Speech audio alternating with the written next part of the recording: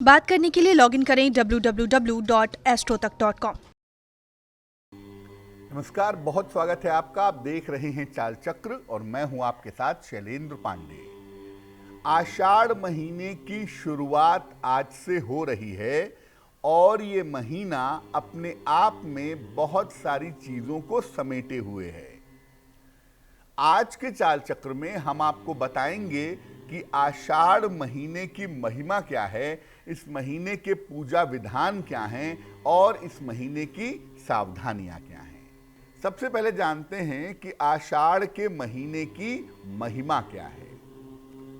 हिंदू पंचांग का, हिंदू कैलेंडर का जो चौथा महीना है वो आषाढ़ है। चैत्र, वैशाख, ज्येष्ठ और चौथा महीना आषाढ़।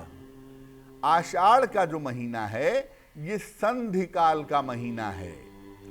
ग्रीष्म जो है, गर्मियां जो हैं इस महीने से कम होने लगती हैं और इस महीने से वर्षा ऋतु की शुरुआत होती है, यानी ग्रीष्म और वर्षा के बीच की संधि का महीना है। इस महीने में रोगों का संक्रमण सर्वाधिक होता है। इस महीने में बीमार होने की और बहुत सारी बीमारियां होने की संभावना काफी ज्यादा होती है। इस महीने से वातावरण में थोड़ी सी नमी, थोड़ा सा मॉइस्चर आना शुरू हो जाता है।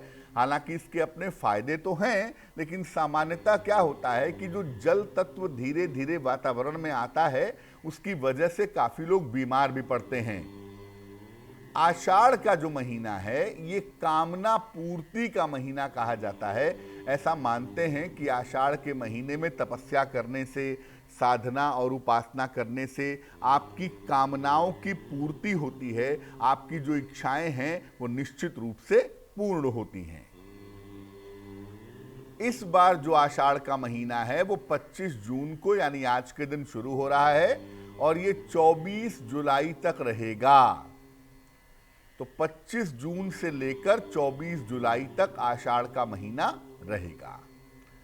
इसे आषाढ़ कहते क्यों हैं? देखिए, ऐसा नहीं है कि भारतीय परंपरा में जो नाम रखे गए वो किसी राजा के नाम पे रख दिए गए या अपने मन से कुछ भी अंट शंट नाम रख दिए गए। नहीं, ऐसा बिल्कुल नहीं है।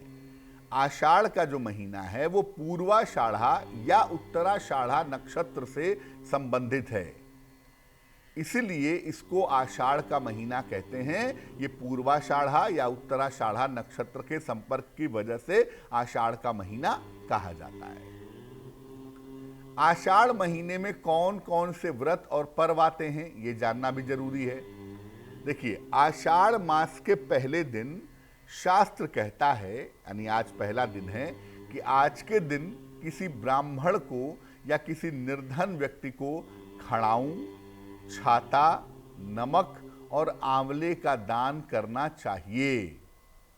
ऐसा करने से क्या होता है कि वर्ष भर जो संपन्नता है, जो प्रॉस्पेरिटी है, जो समृद्धि है, वो पूरे साल भर बनी रहती है।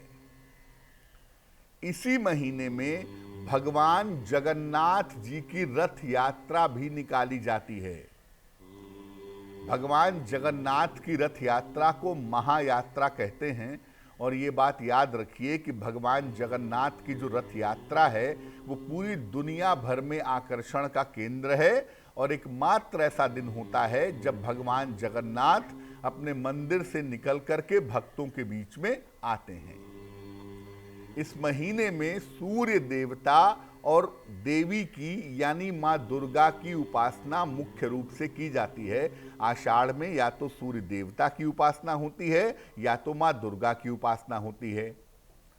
इस महीने में आषाढ़ के शुक्ल पक्ष में तंत्र साधना के लिए और शक्ति उपासना के लिए गुप्त नवरात्रि का पर्व भी मनाया जाता है। गुप्त नवरात्रि आषाढ़ के शुक्ल पक्ष में मनाई जाती है। आषाढ़ के अंतिम समय में भगवान विष्णु शयन में चले जाते हैं। हरिशयनी एकादशी या देवशयनी एकादशी होती है ये, और इसके बाद से अगले 4 महीने तक शुभ कार्यों की वर्जना होती है। अगले 4 महीने तक आप शुभ और मंगल कार्य नहीं कर सकते। तो एक तरह से आषाढ़ का महीना अंतिम महीना होता है जब आप शुभ और मंगल कार्य नहीं कर सकते हैं। इसके बाद सावन, भाद्रपद, आश्विन और कार्तिक में जब तक भगवान विष्णु योग निद्रा से जग न जाएं तब तक शुभ कार्यों की मनाही रहती है। आषाढ़ मास की पूर्णिमा को गुरु पूर्णिमा का महान उत्सव भी मनाया जाता है। इस महीने की जो सबसे खूबसूरत बात है, जो सबसे बड़ी बात है, भारतीय परंपरा के हिसाब से, भारतीय वांग्मय के हिसाब से निश्चित रूप से आषाढ़ की पूर्णिमा को गुरु पूर्णिमा का पर्व मनाते हैं। और एकमात्र ऐसा पर्व है जिस दिन आपको मुक्ति और मोक्ष का वरदान मिल सकता है, जिस दिन आप अपनी गुरु की कृपा से जीवन की तमाम मुश्किलों से बाहर आ सकते हैं। अब ये जानते हैं कि आषाढ़ के महीने में किन किन देवी देवताओं की उपासना करना मंगलकारी होता है। आषाढ़ का महीना अब शुरू हो रहा है, तो इस महीने में हम किन किन देवी देवताओं की उपासना करेंगे। आषाढ़ के महीने में सबसे ज्यादा जो फलदायी उपासना होती है वो गुरु की होती है। गुरु माने बृहस्पति गुरु नहीं, गुरु मतलब जो आपके सद्गुरु हैं, जो आपको ईश्वर के मार्ग पर ले चल रहे हैं, ऐसे गुरु की उपासना होती है।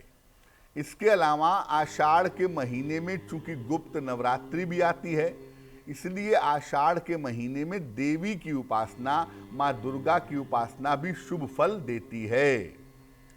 श्री हरि विष्णु की उपासना से इस महीने में संतान प्राप्ति का वरदान मिलता है। और इस महीने में अगर आप वरुण देव की उपासना करें, जल देव की उपासना करें, तो इससे आपको धन की प्राप्ति सरलता से हो जाती है।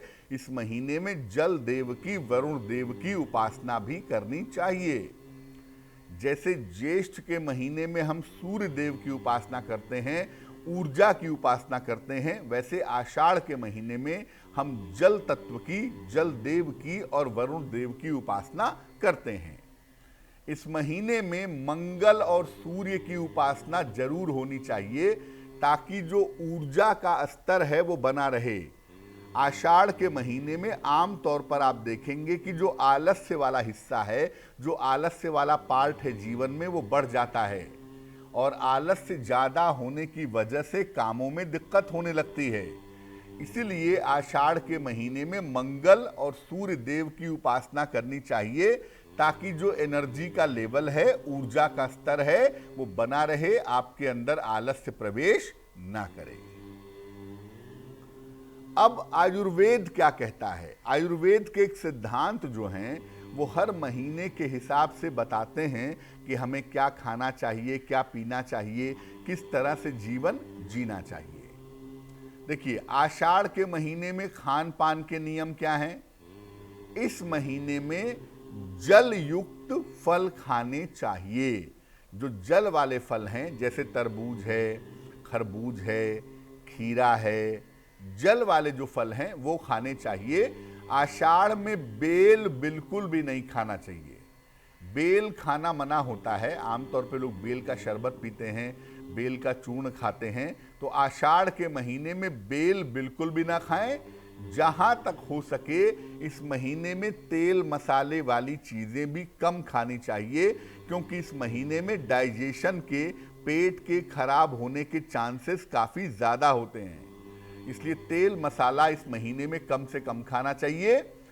सौंफ खाना, हींग खाना और नींबू का प्रयोग करना बड़ा लाभकारी होता है। इस महीने में आप सौंफ खाइए, भोजन में हींग का प्रयोग करिए और नींबू का प्रयोग करिए। ये आपके लिए काफी ज्यादा लाभकारी होगा, काफी ज्यादा शुभ रहेगा। आषाढ़ के महीने में एक महत्वपूर्ण बात आपको जरूर बता दूं।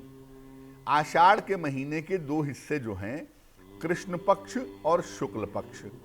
तो कृष्ण पक्ष में आषाढ़ के महीने में ज्यादा से ज्यादा भगवान सूर्य की पूजा करनी चाहिए और अगर हम शुक्ल पक्ष में चलें तो शुक्ल पक्ष में चूंकि गुप्त नवरात्रि का अवसर होता है, इसलिए शुक्ल पक्ष में ज़्यादा से ज़्यादा देवी की उपासना करनी चाहिए।